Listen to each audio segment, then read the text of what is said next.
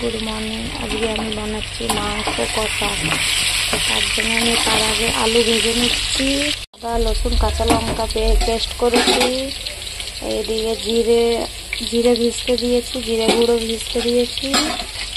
পেঁয়াজ বেটে রেখেছি।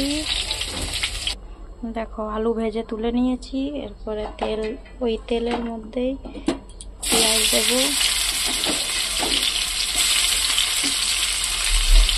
পেঁয়াজের মধ্যে অল্প নুন দিচ্ছি, তাতে পেঁয়াজটা জলদি গলবে। দেখো পেঁয়াজটা সুন্দর করে লাল হয়েছে। এরপরে পেঁয়াজ বাটা দেবো এর মধ্যে আমি 2 চামচের মতো। এটাকে নাড়াচাড়া করবো।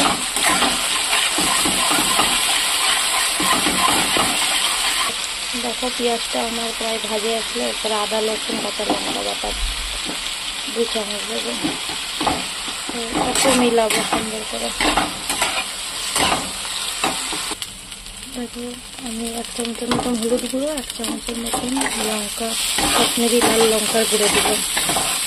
সব মশলা ভাজা হয়ে গেছে। এরপরে জিরেটা দিয়ে দেবো। মশলাটাকে কষাবো আগে।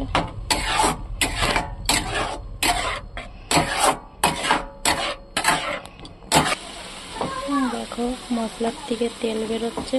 মশলা কষানো হয়ে গেছে প্রায়। আমার তেল বেরোতে লেগেছে।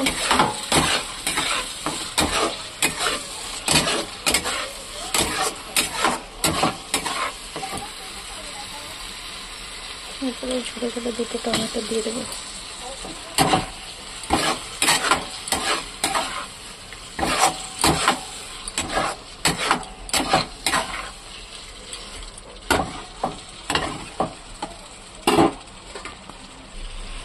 এরপর মাংসটাকে ঢেলে দেবো।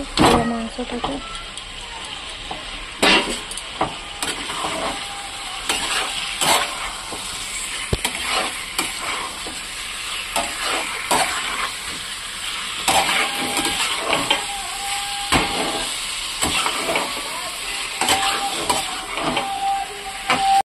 বন্ধু, এই কালারটা কত সুন্দর এসেছে আর গন্ধটা এত সুন্দর ছাড়ছে, কি তোমাকে বলি আমি।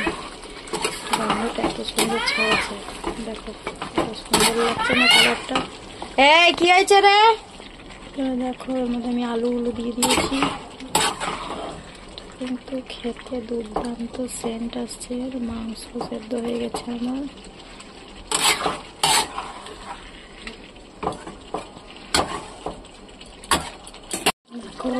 আমার মাংস হয়ে গেছে প্রায়। একটুখানি জলটা শুকাবে।